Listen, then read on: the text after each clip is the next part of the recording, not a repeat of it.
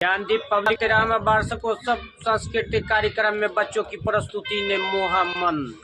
विद्यापति प्रखंड के विभिन्न विद्यालय में सोमवार को गणतंत्र दिवस के अवसर पर सांस्कृतिक कार्यक्रम का आयोजन किया गया। इस दौरान स्कूली बच्चों ने अपनी प्रतिभा का प्रदर्शन किया और विज्ञान प्रदर्शनी भी लगाई। ज्ञानदीप पब्लिक स्कूल में गणतंत्र दिवस के साथ साथ अपना 13वां वार्षिकोत्सव भी मनाया गया। विद्यालय के निदेशक मुस्तफा हुसैन ने बताया है कि ज्ञानदीप पब्लिक स्कूल पिछले 13 वर्षों से क्षेत्र में अनुशासन और अपनी शिक्षा पद्धति के लिए जाना जाता है। उन्होंने कहा है कि विद्यालय की स्थापना के बाद से क्षेत्र में शिक्षा के स्तर में लगातार सुधार। पब्लिक स्कूल का सर एनुअल फंक्शन मनाया जा रहा है और काफी दिनों से देखा जा रहा है कि शिक्षा के क्षेत्र में काफी प्रगति भी हुई है। क्षेत्र में नया क्या है आपके विद्यालय में और एडमिशन को लेकर क्या गाइडलाइंस दिए हैं इस बार? ऐसा है कि हम लोग का ये 13th एनुअल डे सेलिब्रेट कर रहे हैं आज। और जैसा कि आप लोग को जानकारी भी, हमारे गार्जियंस को भी जानकारी है कि ये 2013 में हमने इसको ओपन किया था। बीच में बहुत सारी दिक्कतें आई। दिक्कतों में आप लॉकडाउन या कोरोना के टाइम में काफ़ी डिस्टर्ब रहे हम लोग, फिर भी गार्जियन का सपोर्ट हमारे साथ रहा उस समय में भी, और हम अपने स्कूल को बिल्कुल स्थापित करके और उस काल में भी हमने बहुत सारी चीज़ों को बर्दाश्त किया और उसके बाद हमने फिर कंटिन्यू किया और फिर हम लोग रिकवर कर लिए सारी चीज़ों को। सबसे बड़ी चीज़ हमारे यहाँ ये है कि लोग पूछते हैं कि सर आपके यहाँ पढ़ाई होती है और पढ़ाने में क्या है, तो मैं उनको यही बात बताता हूँ कि सर देखिए, पढ़ाई के लिए अगर भेजना है आप हमारे यहाँ, तो आप पढ़ाई के लिए आप हमारे यहाँ न भेजें। हमारे यहाँ आप अध्ययन के लिए बच्चों को भेजें। हम बच्चों को अध्ययन कराते हैं। पढ़ाई तो है, पढ़ाई तो वो कंटिन्यू बच्चों को होती ही रहती है, लेकिन अध्ययन, अब ये समझें इसको कि पढ़ाई में और अध्ययन में फ़र्क क्या है।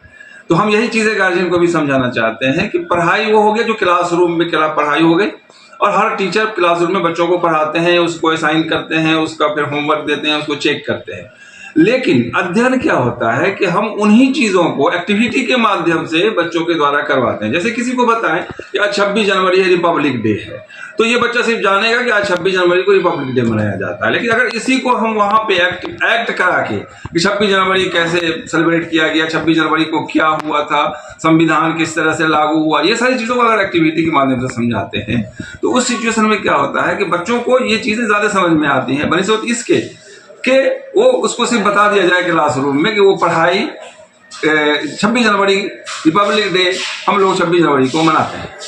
तो यही चीज़ें हैं और इन्हीं चीज़ों को लेके हम हमेशा से चले, और जो भी गाइडलाइन हमारा रहा टीचरों को भी कि आप इन चीज़ों पर ज़्यादा फोकस कीजिए कि पढ़ाई के साथ साथ आप बच्चों को एक्टिविटी करवाइए। एक्टिविटी बेस्ड लर्निंग जब तक के नहीं होगा, बच्चे नहीं समझ पाएंगे। सर ग्रामीण क्षेत्र का विद्यालय है, कई बच्चे जो सुदूर ग्रामीण क्षेत्र से आते हैं, तो ऐसे अभिभावकों से आप क्या कहना चाहेंगे जो अपने बच्चों को आपके विद्यालय में नया भेजना चाहते हैं, उनके लिए क्या है गाइडलाइन? देखिए, मेरे यहाँ नया मेरे यहाँ भेजने के लिए तो सबसे बड़ी चीज़ हमारे यहाँ ये है कि हम बच्चों को एजुकेशन के साथ साथ डिसिप्लिन और उसके जो करिकुलम्स हैं उसको आगे की चीज़ों को, जैसे मान के चलिए कि वो मैट्रिक पास करने के बाद, 10 पास करने के बाद वो आगे क्या करना है उसे, उस चीज़ को हम लोग 10 में उसको फोकस करते हैं और 10 में ही उसको प्रिपेयर्ड करवाते हैं कि कैसे आपको कंपटीशन में फेस करना है। और कंपटीशन फेस करने के लिए छोटी छोटी चीज़ों को आप इसी चीज़ को समझें कि हमारा अभी जो 10 में हमारे यहाँ प्री बोर्ड हुआ, उस प्री बोर्ड में हमने बोर्ड से क्वेश्चन मंगवाया, बोर्ड पैटर्न के क्वेश्चन को हमने यहाँ पे दिया ताकि बच्चे ये समझें कि हमको बोर्ड में जाने के बाद किसी तरह की कोई परेशानी ना हो। तो हम गार्जियन से यही कहना चाहेंगे कि हम पर जिस तरह से 13 साल से गार्जियन ने विश्वास किया और 13 साल से हम उनको सेवा दे रहे हैं और क्वालिटी एजुकेशन देने की कोशिश कर रहे हैं, तो आगे भी अगर इसी तरह की सपोर्ट्स, और हम आशा भी करते हैं गार्जियन से कि आगे भी इसी तरह की सपोर्ट, इसी तरह का ट्रस्ट, इसी तरह का विश्वास हमारे प्रति गार्जियन दिखाएंगे और हम और बेहतर से बेहतर करने की कोशिश करेंगे।